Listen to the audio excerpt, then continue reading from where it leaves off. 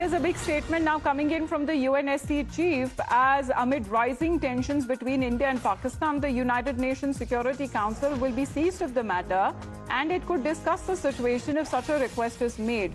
As the president of the council for the month of May has said that this is an issue which is ongoing and evolving, and saying that when it comes to such a situation that is now developed between India and Pakistan, he has outrightly condemned the heinous terror attack in Pahalgam, Jammu and Kashmir, and has called for the perpetrators to be brought to justice. Let's in the meantime listen in when it comes to the big statement that is now coming across from the UNSC, which is showing readiness to discuss the India-Pakistan issue. The Council, first of all, you remember, has recently issued a statement condemning this heinous terrorist attack that happened in Jammu and Kashmir, and called the perpetrators to be brought to justice.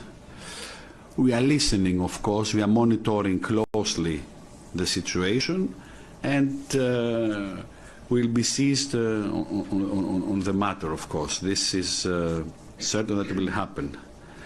Any act of terrorism is strongly condemned, of course. We express our deepest condolences to the government of India, Nepal, and the families of the victims. At the same time, I have to tell you that we are also seriously concerned with the growing bilateral tension and atmosphere which has been evolving between India and Pakistan.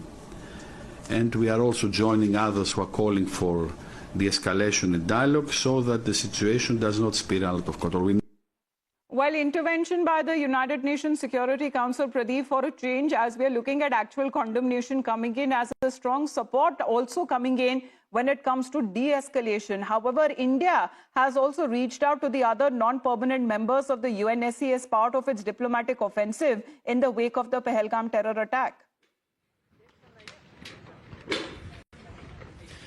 Yes, right now the United Nations Security Council, they really want that there should be discussion, there should be dialogue, and they want a de-escalation between the two countries because they do not want any kind of a spillover effect of ongoing tension between the two countries. But the question arises because when they say the perpetrators need to be brought to justice, how come they are going to bring perpetrators to justice when they have already omitted name of Lashkar-e-Toiba proxy, the resistance front from the United Nations Security Council press release? That's one of the reasons that at times even United Nations Security Council is also losing its credibility because of their biased nature, because they should not have omitted the name of this proxy, because everybody knows it was TRF that was behind the dastardly, cowardly attack on tourists on 22nd of this month, in which more than 28 tourists lost their lives. So you omit their name and then you want the perpetrator to be brought to justice. How come that is really going to happen? This will be the question, because India has made up its mind. The blood of Indians is not cheap. They are going after the fountainhead this time. They are going to dismantle and damage fountainhead that is operating